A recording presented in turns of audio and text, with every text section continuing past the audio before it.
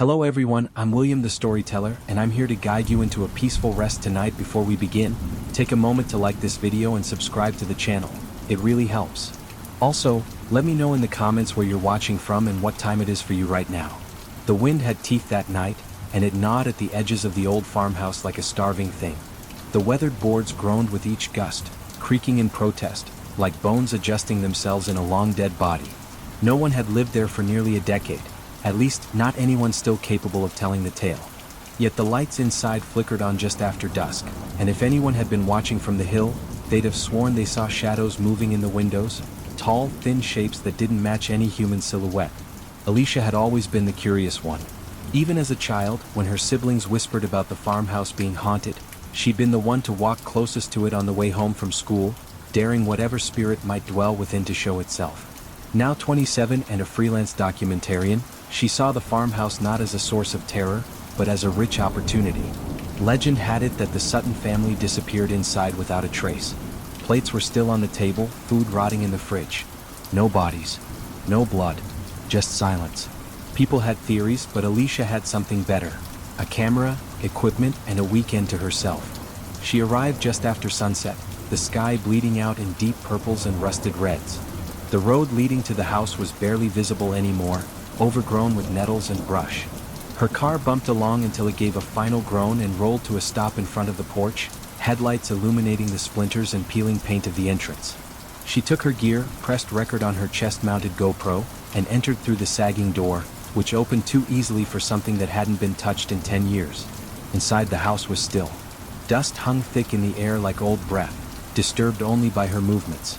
She called out once just to be sure. "Hello? Anyone here?" Nothing replied, though for a moment she thought she heard the faint echo of her own voice whisper back, but wrong, like it had been twisted through a throat that didn't know how to speak. She ignored it. Part of the charm of these shoots was creating an atmosphere. Every creak and groan could be edited into the final cut. She moved from room to room, documenting the eerie stillness. The child's room with the dollhouse turned upside down, the bathroom mirror cracked in a web of tiny fractures, the dining room with the mold-streaked plates still arranged like dinner had just been served. It was in the living room that she found the first thing she couldn't explain. There was a photograph, new, not aged like the rest of the decor, propped up on the mantel. A black and white Polaroid. It showed Alicia herself standing outside the house. Same clothes, same camera. She turned to check behind her, half expecting someone to be there snapping a picture of her at that very moment. But there was nothing. No one. She picked up the photo and turned it over. On the back was a smudge of something that looked like ash or soot, and a scribbled message that read, "You brought it with you." A shiver slid down her spine. She hadn't told anyone she was coming. No one knew. And this wasn't some kind of setup. She hadn't hired actors or effects artists. This was supposed to be an abandoned house. She put the photo down and tried to shake off the growing sense of dread. She reminded herself that old places have a way of tricking the senses, that the brain will fill in blanks when it's tired or nervous. But she couldn't deny the cold that had begun to creep into her bones, not from outside, but from within. Later that night, she set up her sleeping bag in the upstairs hallway, just outside the master bedroom. She preferred to sleep close to exits when filming in old buildings. Less chance of being cornered if something collapsed, or worse if someone decided to show up and scare her off. As she laid down, the floorboards beneath her vibrated faintly, like a low hum pulsing through the structure. She pressed her ear to the wood and listened. There was breathing beneath the floorboards. Not pipes. Not the creak of settling lumber. Rhythmic. Wet. Alive. She sat up fast and shone her flashlight along the edges of the hallway. Everything looked as it had before. But when she turned to glance down the staircase, she saw a figure, just for a second, at the bottom.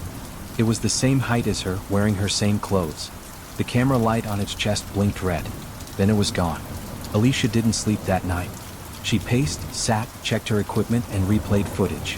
When she looked at the feed from the living room, she saw herself standing in front of the fireplace, but her arms were wrong. Too long. Bending backward. Her mouth was open in a grin far too wide, like something trying to understand what smiling meant but missing the mark by inches. And she never remembered smiling in that room. She deleted the clip. The next day she tried to leave. She packed up her gear, went out to the car, and tried the ignition. Nothing. She checked the battery. Fine. Fuel? Plenty. But the engine didn't even click. When she turned to head back to the house, it was closer than it had been before.